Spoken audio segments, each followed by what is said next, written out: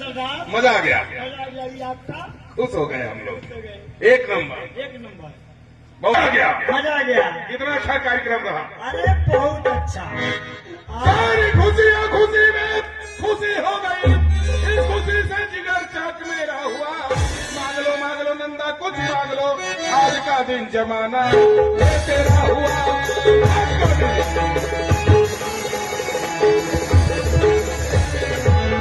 आज का दिन जमाना तेरा है। हम लोग बहुत खुश हैं। हाँ, जो कुछ भी मांगना चाहती हो दिल खोल के मांग लो।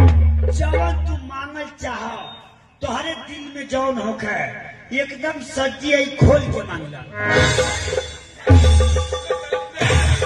हाँ, हम कहने कर्मी लोग को तो सच्ची लोग।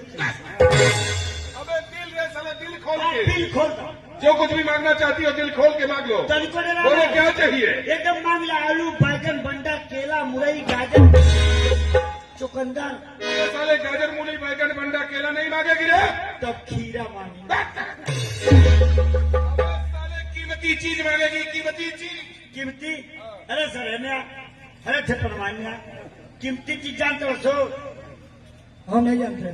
तेरा यहाँ कीमती चीज नहीं। सारे तेरे हम नहीं जानते। ते सारे खाली फोनिया जानते रे। तेरी बहन के पाप जो खाली फोने में लगा आता। हम जानते हैं, हमसे पूछ। बताओ मालिक कम से कम 30-35 को धनकुट्टी हुआ। ये को धनकुट्टी तू ले ला। पैसा ले रहे। मैं धनकुट्टी क्या करूंगी? हाँ, दादा धनकुट्टी तू जब धनकुट्टी उठा ले गुरु तो तू का नहीं करना।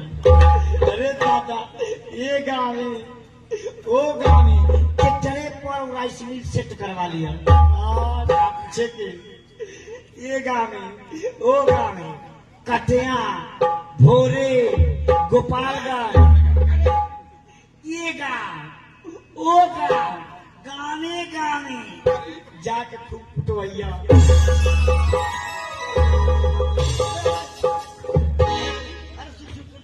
अरे सर सुन सुन सुन, ये सारा काय गुस्सा हो रहा। जब कुटवैया ना, अरे सर जिन्ने कुटवैया उनने फायदा। तो अरे वाह, जिन्ने कुटवैबू रौरे तभी फायदा हो। फुटी अलगे, बरान अलगे, भूसा अलगे। सियाई ना जिन्ने कुटवैया उनने फायदा हो। देखो फुटिया तेले लिए बरनमा हमको तुमने ले लाई जाएगी। आप भुसवा इनके दिया जाएगी।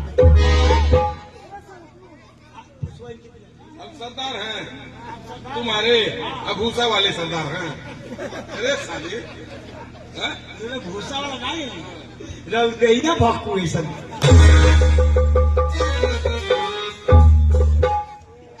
बोल मत साले, जो ये मांगेगी हम देंगे। बोल मत कमीना साला। बोलो क्या चाहिए। जो मांगोगे मुझे मिल जाएगा। मांगना बंद करके मांगो, जो है मांगना। है के 100 गंध कहता कहा मूंगा मैं। वह मिले अर्थ पे या मिले फर्श पे, जाने में ढूंढ कर मुझको।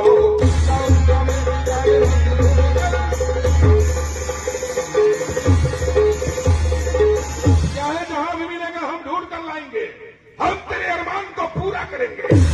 करते अरमान पूरा तेरा ना करूं, इस जहां में भी मुखड़ा न दिखलाऊंगा। इसलिए मांग लो, बेधड़क मांग लो, ख्वाहिशें तेरी पूरी मैं कर जाऊंगा।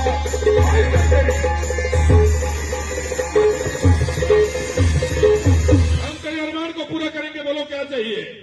मुझे रानी का 9 लखा हार चाहिए।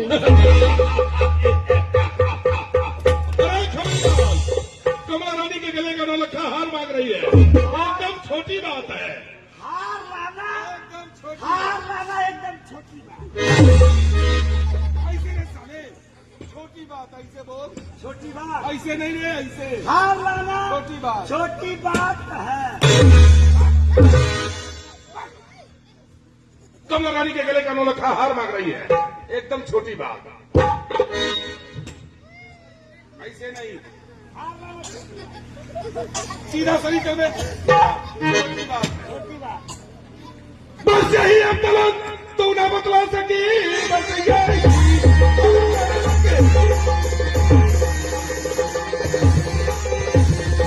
तू ना बतला सकी। हार लाना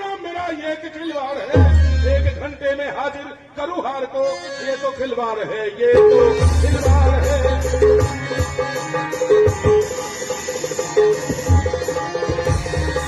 हमें 24 घंटे का टाइम दिया जाए, 24 घंटे के अंदर कमला रानी के गले का नौलखा हार तुम्हारे